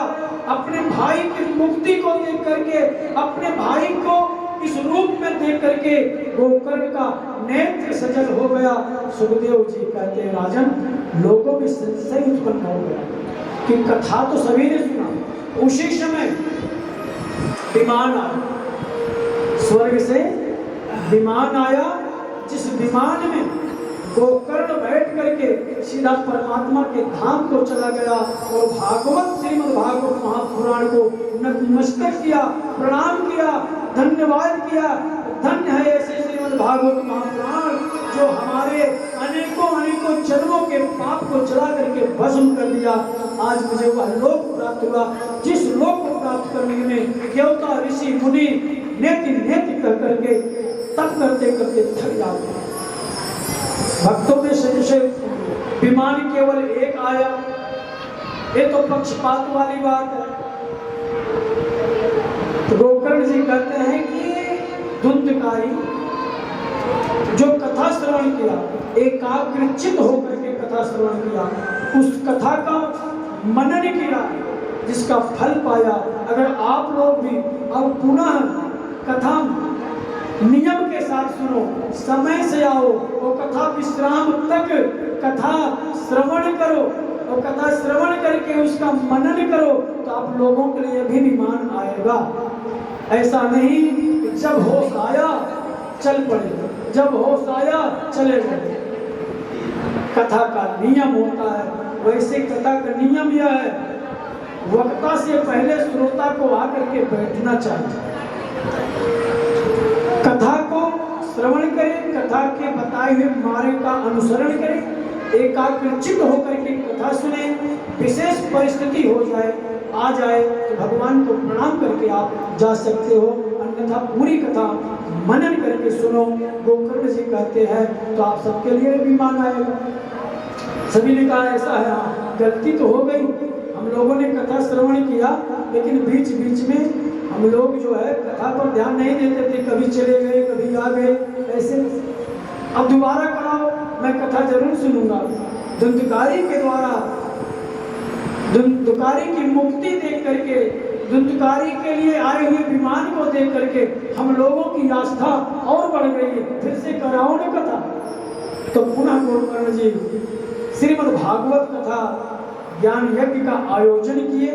सारे भक्तजन उसी प्रकार से जैसे धुंधकारी कथा श्रवण किए थे, मनन के साथ ध्यान के साथ कथा श्रवण किया और पुनः सभी के लिए विमान आया और सभी लोग वैसे चले गए जैसे राम जी के साथ समस्त अयोध्यावासी गए थे, ऐसे ही गोकर्ण के साथ और उस कथा को सुन करके सभी लोग भगवान के धाम को चले गए। ऐसी है श्रीमद् भागवत कथा ज्ञान की महिमा, जिसको सुन करके कायिक वाचिक मानसिक सभी प्रकार के पाप ताप संताप नष्ट हो जाते हैं। जिस कथा के बीच में बैठा कौन था? प्रहलाद जी बैठे थे, उद्धव जी बैठे थे, देवर्षि नारद जी बैठे थे, अर्जुन बैठे थे, इंद्र बैठे थे उस कथा को सुनने के लिए। जिस समय धुंधकारी की मुक्ति हुई थी, धुंधकारी की मुक्ति होते ही क्या हुआ पता है? प्रहलाद तालधारी, जैसे धुंधकारी उस मास से प्रकट हुआ, पीतांबर धारण किए, मुकुट पहने वैजयंती माला, उसको देख करके प्रहलाद जी ताली बजाने लगे। प्रहलाद से तालधारी तरल गतया च उद्धव कांसधारी, उद्धव जी मजीरा बजाने लगे। राग करता बीड़ाधारी सुर ऋषि देवर्षि नारद जी बीड़ा बजाने लगे और राग करता अर्जुन भजन गाने लगे, इंद्र मृदंग बजाने लगे और सारे देवता लोग जय घोष करने लगे। सारे देवता बोलने लगे ओ श्रीमद् भागवत महापुराण की जय, से मुक्त करा करके परमात्मा के धाम को पहुंचा दिया। मैं धुंधकारी करता है, मैं परमात्मा उस मुरलिया वाले जो भागवत स्वरूप में विराजमान है, उनके चरणों में अपना एक भाव प्रकट करना चाहता हूँ। आइए मानो धुंधकारी अपना भाव प्रकट कर रहा है, कैसे हम सब भी उसी भाव में डूबते हैं। ओ मुरलिया वाले सावरिया प्यारे, मुरलिया वाले मेरा दिल तुझ पे कुर्बान, मुरलिया वाले मुरलिया वाले सावरिया प्यारे, मुरलिया वाले सावरिया प्यारे, ओ मुरलिया वाले सावरिया प्यारे, मुरलिया वाले सावरिया प्यारे, हो जा मेरे बाबा मुरलिया वाले रे, अब तो हो जा मेरे बाबा मुरलिया वाले रे, ओ मेरा दिल तुझ पे कुर्बान।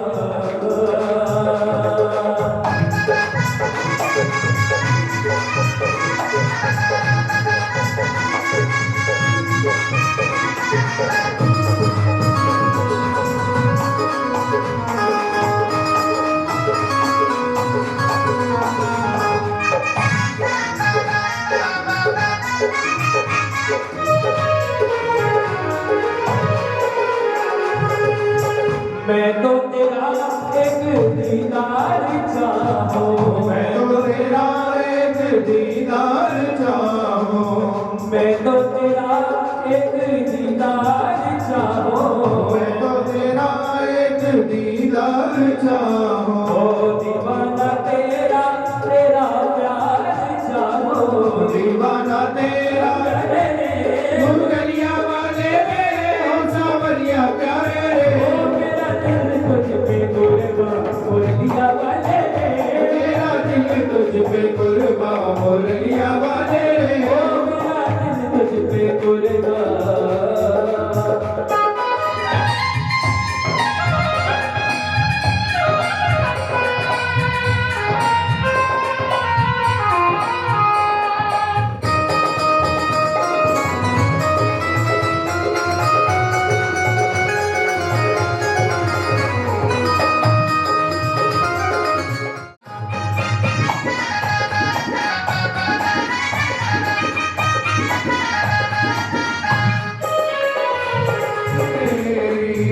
तब से बदल गई है तकदीर, तब से बदल गई है तकदीर मेरी तेरी, ओ तब से बदल गई है तकदीर मेरी, तब से बदल गई है तकदीर मेरी। ओ मुरलिया वाले सावरिया प्यारे, मुरलिया वाले हो सावरिया प्यारे, ओ तो हो जा पहरवा मुरलिया वाले, अब तो हो जा पहलवा मुरलिया वाले रे, ओ मेरा दिल तुझ पे गुरबा मुरलिया वाले रे, मेरा दिल तुझ पे कुर्बा मुरलिया वाले रे।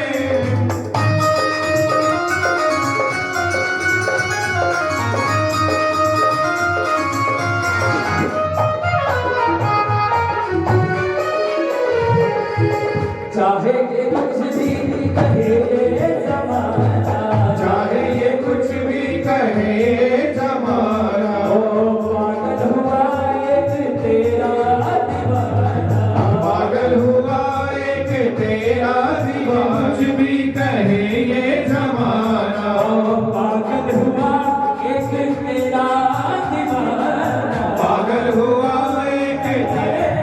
मुरलिया वाले हो सावरिया प्यारे रे, ओ मुरलिया वाले सावरिया प्यारे रे, मुरलिया वाले रे, तू ही मेरी जान मुरलिया वाले रे, ओ तो तू ही मेरी जान मुरलिया वाले रे, अब तो तू ही मेरी जान मुरलिया वाले रे, अरे रे। ओ मुरलिया वाले सावरिया प्यारे रे, मुरलिया वाले रे हो सावरिया प्यारे रे, अब तो रूप से मैं कह रहा हूँ, क्या प्रशंसा के भाव से नहीं कर रहा हूँ, या स्थिर से कर रहा हूँ कि आज के पूरे पितृ के पिताजी बाबा दादा जितने भी हैं, आज इस सभी बच्चों की इस कार्य से इतने संतुष्ट होंगे, इतने संतुष्ट होंगे, आज उनको भी लगा होगा आज मेरा परिवार, मेरा कुल कितना धन्य है कि ऐसे सत्कर्म कर रहा है, और निश्चित रूप से इनके जीवन में ऐसा ही सत्कर्म करता होगा कि आप परिवार जो है अपने जीवन को कृतार्थ करता रहेगा। हमारी आदरणीय पूजनीय माता जी, इनका भी बहुत ही धर्म के प्रति भाव रहता है। इन्होंने तुरंत यही भाव रखा, हाँ अच्छे कार्य करने के लिए कभी कोई रोक नहीं है, करो, बढ़ चढ़ करके करना चाहिए। यह सब प्रेरणा मिलती है हम सभी को अपने पितरों के लिए, माता पिता के लिए, समाज के लिए ऐसे ही सत्कर्म करना चाहिए, और यही सबसे बड़ी संपत्ति है। और मैं आप सभी से प्रार्थना करूंगा, कल द्वितीय दिवस की कथा में समय का ध्यान देते हुए ज़्यादा से ज़्यादा आप लोग एकत्रित होकर के जितने तन मन धन के साथ प्रातः काले इतनी गर्मी में धूप में आप सभी ने कल शोभा यात्रा में भाग लिया, उसको देख करके मेरा मन भी बड़ा प्रसन्न हुआ कि इतनी गर्मी में आप सबके अंदर इतना उत्साह अपने धर्म के प्रति है।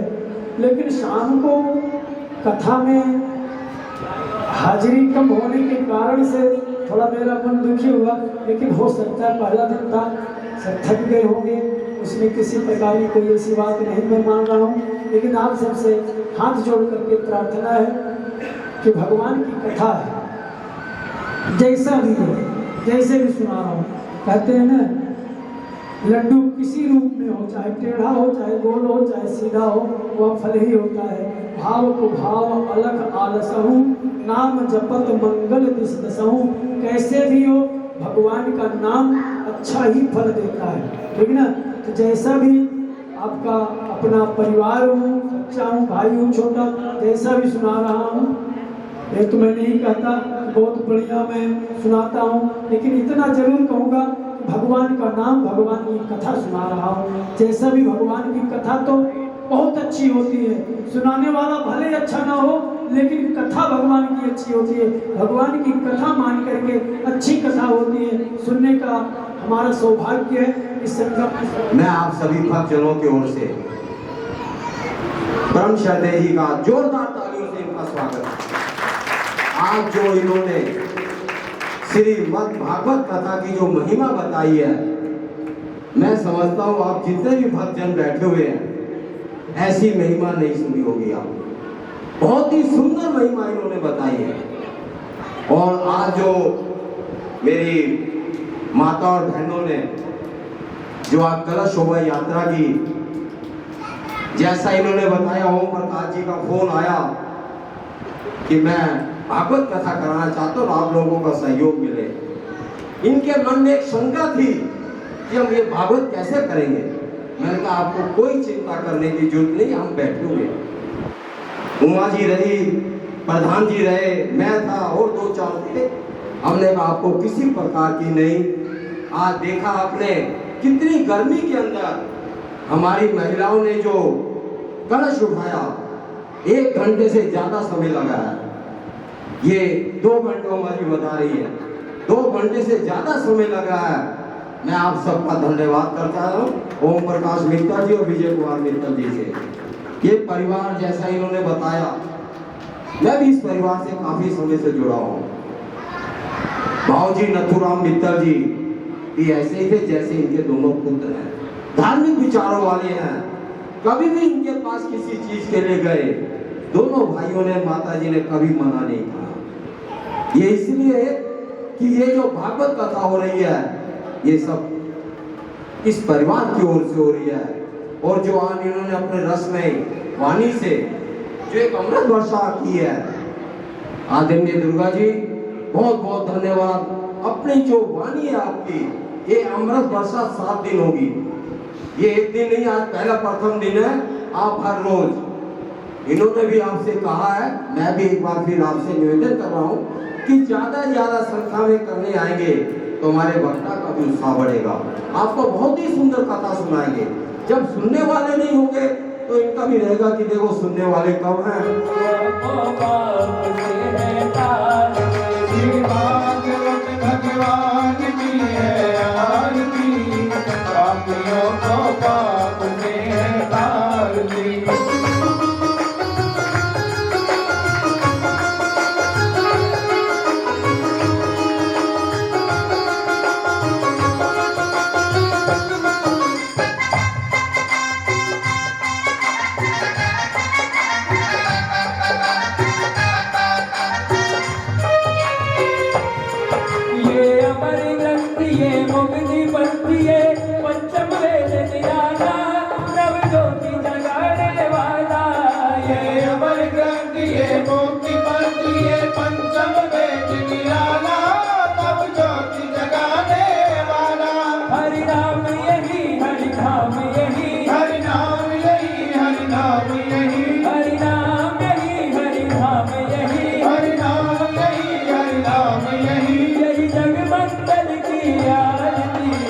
पापियों को पाप से है तारती, श्री भागवत भगवान की है आरती। पापियों को पाप से है तारती, श्री भागवत भगवान की है आरती। पापियों को पाप से है तारती, श्री भागवत भगवान की है आरती। पापियों को पाप से है तारती।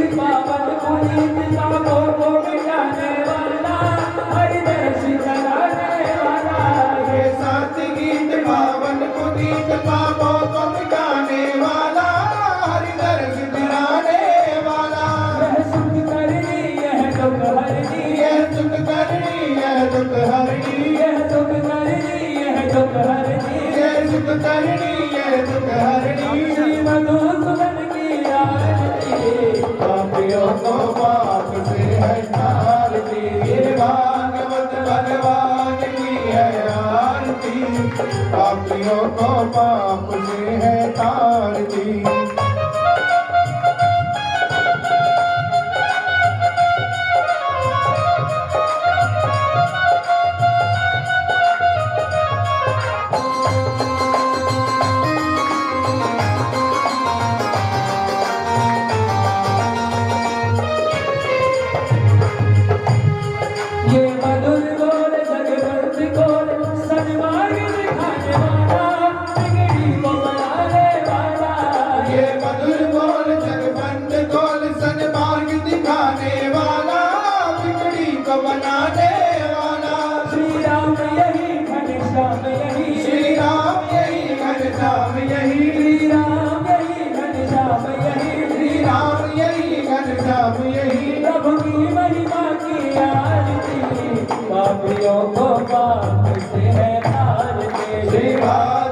भगवान की है आरती, पापियों को पाप से है तारती। भागवत भगवान की है आरती, पापियों को पाप से है तारती। भागवत भगवान की है आरती, पापियों को पाप से है तारती।